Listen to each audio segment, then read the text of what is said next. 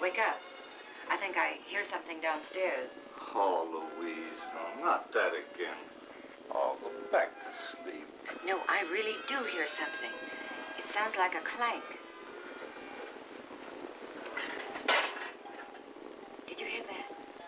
Yeah, probably that old air conditioner. But if it'll make you feel any better, I'll go check it. Well, it will make me feel better. But be careful, darling.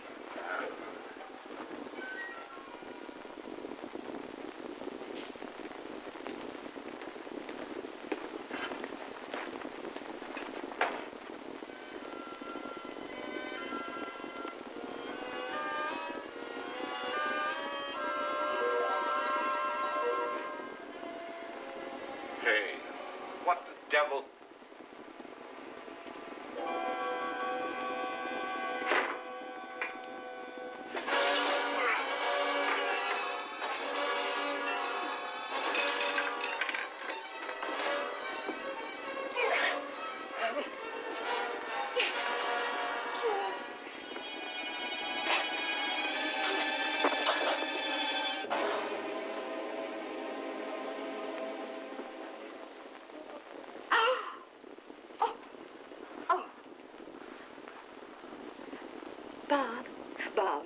Bob, are you all right? Bob? Oh. Oh, thank heavens. You're all right. Thank God. The uniformed policemen arrive first. One remains outside the house. The other protects the crime scene until the detectives get there. The officer in charge plans the search and makes the assignments. When physical evidence is found, it is immediately photographed. The picture includes a ruler for scale and an identifying caption. The officer in charge places it in the crime scene sketch he had made at the start of the search. Burglary is a secretive crime. That is why physical evidence is so important to its solution.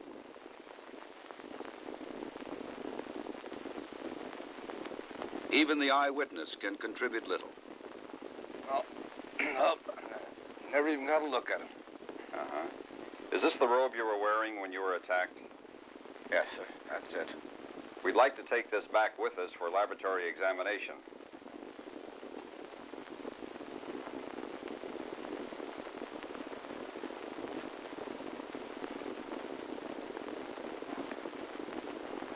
Physical evidence is the most important clue in this investigation, but only if it reaches a laboratory properly identified, preserved, packed, and accompanied by a letter of transmittal.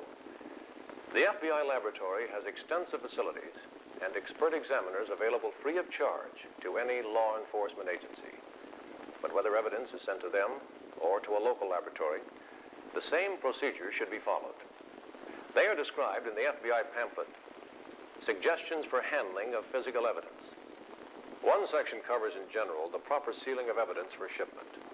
This is essential if the evidential chain is to be maintained.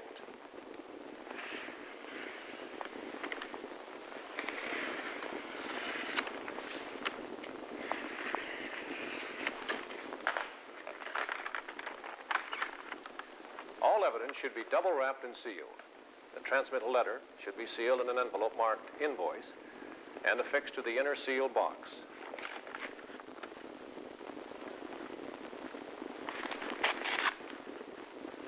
The letter of transmittal should include the full names of subject and victim, the offense, date, and place where it occurred, and other circumstances of the case. Individually list the items being shipped and the information desired from examination or analysis. These are some general principles to be used in packing and transmitting any physical evidence to any laboratory for examination. Each kind of evidence, of course, presents its own special problems of identification, preservation, and shipment. Some of these problems are also covered in the pamphlet. Many more are a matter of understanding how to safeguard the evidential chain and the requirements and techniques of the forensic laboratory. During the course of the burglary investigation now in progress, you will learn something about each of these subjects. After each piece of evidence found at the crime scene is properly collected and identified, We will move forward in time so that FBI experts will tell you what can be learned from this evidence through laboratory examination. The crime scene has been thoroughly but vainly dusted for fingerprints. Obviously, the burglar wore gloves. Yet it may be worthwhile to send anything portable related to the crime to the laboratory for further examination. The flashlight left behind by the burglar is identified by the investigator, who scribes his initials on it.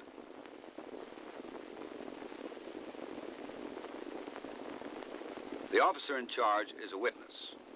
He makes notes on circumstances and location of the evidence.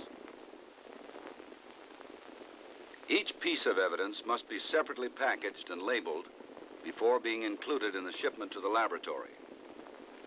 A well-stocked crime scene kit is invaluable for keeping on hand a wide variety of packing and marking materials, as well as other equipment the investigator may require.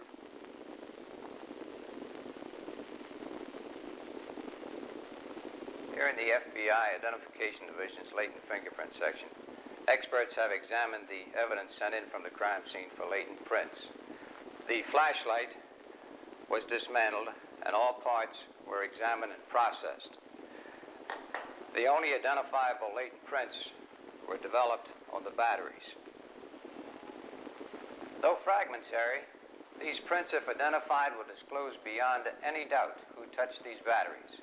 Identification may be effected through comparison with the prints of named suspects or through search and comparison of prints of known burglars.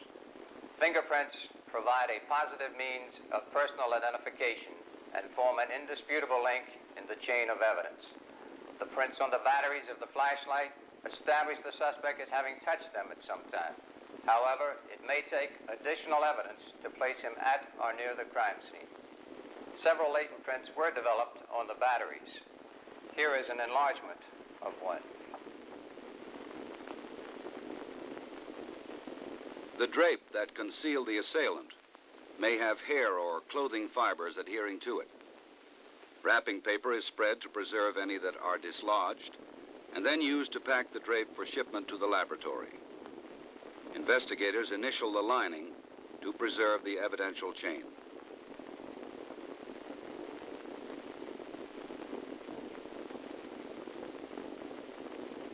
In crimes of violence involving bodily contact, there is often an interchange of hairs and fibers between the victim and the assailant.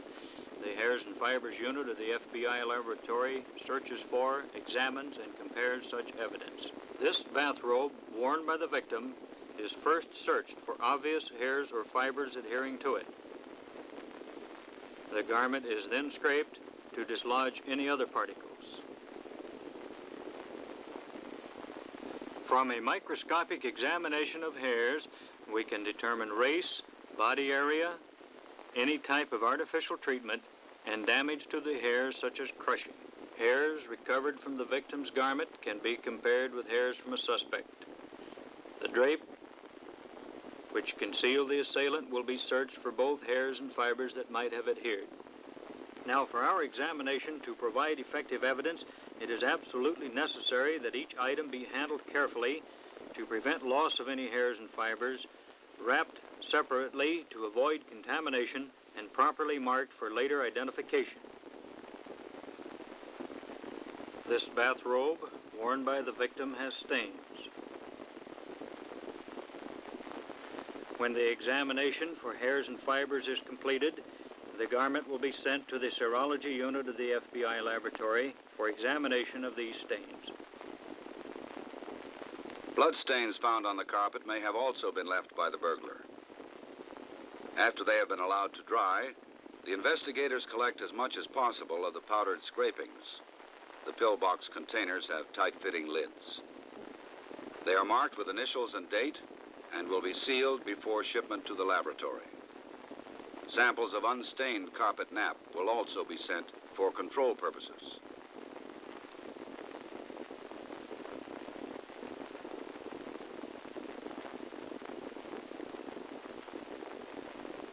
This is the serology unit of the FBI laboratory, where it is our responsibility to identify stains that are made by the various body fluids: blood, seminal fluid, saliva, and urine. In this case, the stains on the bathrobe and the scrapings from the rug will be subjected to certain tests.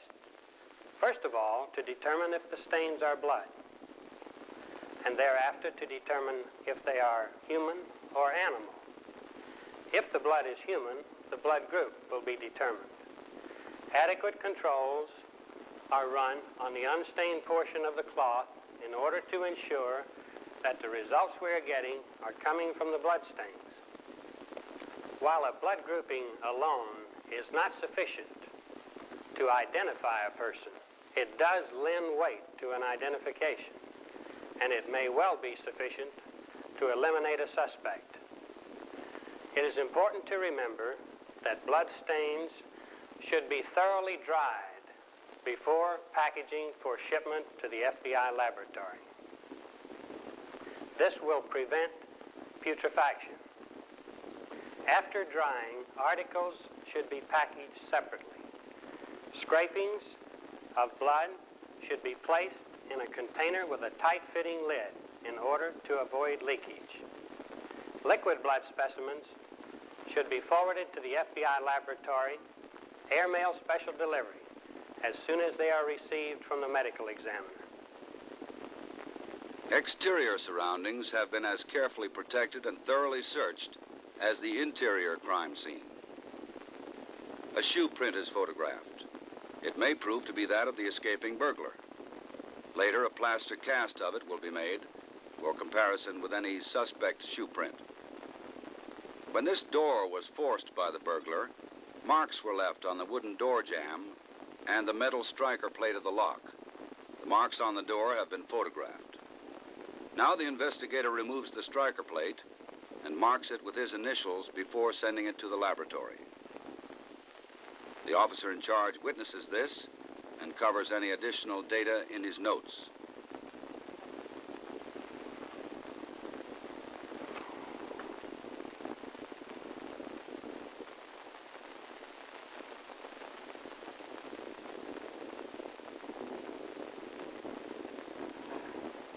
This is the tool marks unit of the FBI laboratory. Our examinations concern the identification of tool marks as having been made by a specific tool. They also include the identification of two objects as having been originally joined, such as the broken blade of a knife. In this instance, tool marks on a striker plate are being compared with a screwdriver to determine whether the marks were produced by this screwdriver to the exclusion of all other such tools. The examination is conducted by comparing the marks on the striker plate with the test marks made by a suspect screwdriver. Tool mark identifications are similar to the identification of a bullet which has been marked by the barrel of a gun. In both cases, a comparison microscope is used.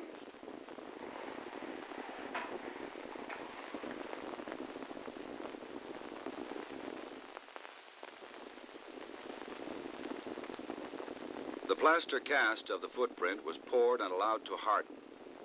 While it was still wet, both investigators marked the top with date and initials. It is lifted carefully, together with any dirt that may adhere to it. Plaster casts are fragile and must be protected with packing before being moved from the site and shipped to the laboratory. This is the tire and shoe print unit of the document section of the FBI laboratory.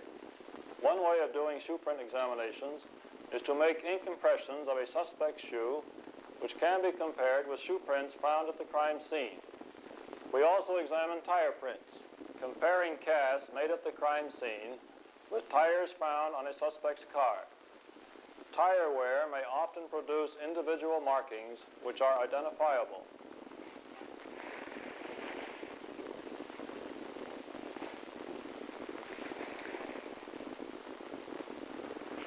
This shoe print cast was made at the crime scene. Only loose material was removed to avoid damaging surface detail.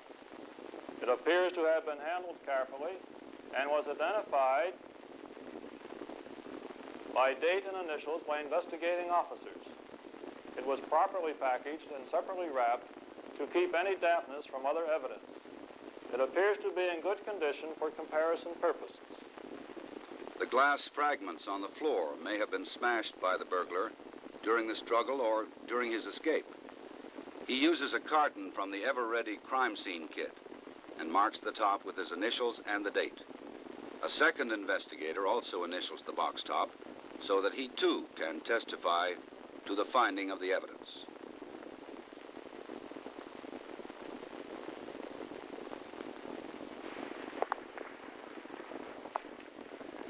The examination of glass is one of the major functions of the Soils and Minerals Unit of the FBI laboratory. Glass from different sources varies considerably.